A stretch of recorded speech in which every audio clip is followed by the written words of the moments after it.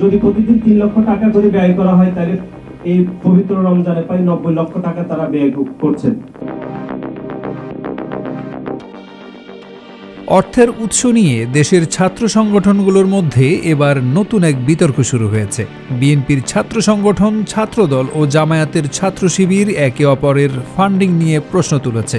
এদিকে গণ অভ্যুত্থানে নেতৃত্ব দেওয়া ছাত্র নেতাদের নতুন রাজনৈতিক দল জাতীয় নাগরিক পার্টি বা এনসিপির অর্থের উৎস নিয়েও চলছে আলোচনা। এই বিতর্ক এখন সামাজিক যোগাযোগ মাধ্যমে সুনামি তৈরি করেছে।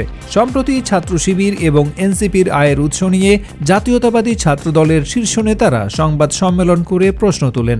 এদিকে বিএনপির ছাত্র সংগঠন ছাত্রদলকে নিয়ে দেশের বিভিন্ন জায়গায় দখল ও চাঁদাবাজির অভিযোগও উঠেছে। এই পরিস্থিতিতে ছাত্রদল অভিযোগকে অপরিপক্ষ বলে আখ্যা দিয়েছে এবং ছাত্র শিবিরও তাদের বিরুদ্ধে পাল্টা অভিযোগ এনেছে। এছাড়া গণ অভ্যুত্থানে নেতৃত্ব দেওয়া ছাত্রদের নতুন দল এনসিপির উদ্বোধনী অনুষ্ঠানেও আয়ের উৎস নিয়ে প্রশ্ন উঠেছে।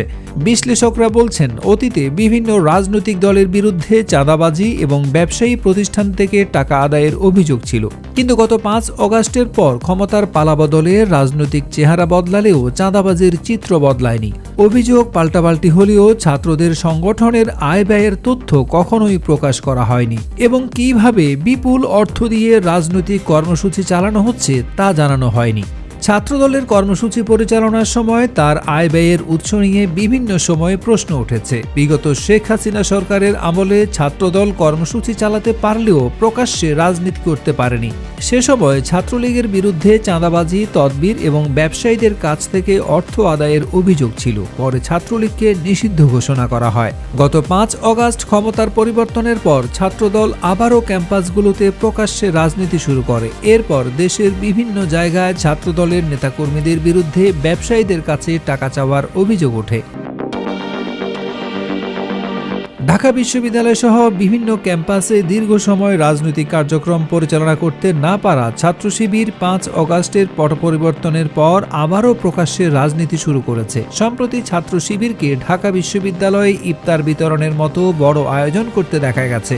ছাত্রদল শিবিরের এই আয় ব্যয়ের উৎস নিয়ে প্রশ্ন তুলেছে এবং তারা দাবি করেছে ছাত্র শিবির প্রতিদিন 3 লাখ টাকা ইফতারে ব্যয় করেছে। বিষয়টি নিয়ে কথা বলেছেন ছাত্র শিবিরের কেন্দ্রীয় সেক্রেটারি নুরুল ইসলাম সাদ্দাম। তিনি জানান, ছাত্রদলের ধারণা সঠিক নয়। তার মতে তারা প্রতিদিন 3 লাখ টাকা খরচ করছে না, বরং 30 দিন ইফতার আয়োজনের জন্য 90 লাখ টাকা খরচ হবে বলে ধারণা করা হয়েছিল।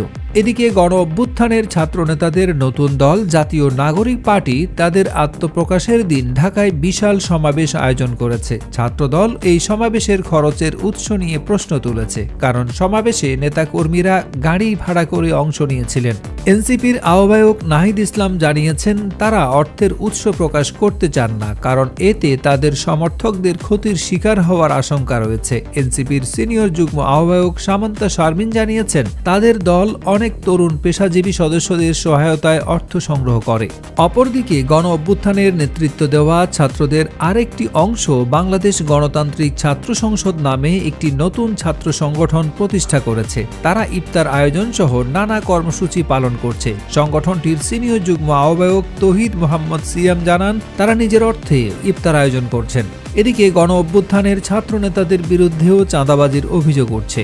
এর মধ্যে রংপুরে এক নেতার 1 লাখ টাকা চাঁদা দাবির ভিডিও সামাজিক যোগাযোগ মাধ্যমে ফাঁস হয়েছে।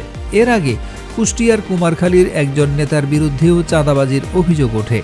বিশ্লেষকরা বলছেন, ছাত্র সংগঠনগুলো দেশের প্রচলিত রাজনীতির মতোই কাজ করছে। পট পরিবর্তন হলেও রাজনৈতিক সংস্কৃতির পরিবর্তন হয়নি। টিআইবির নির্বাহী পরিচালক ডক্টর ইফতেখারুজ্জামান বলেছেন, ক্ষমতার পরিবর্তন হয়েছে, কিন্তু চাঁদাবাজি সংস্কৃতির পরিবর্তন হয়নি।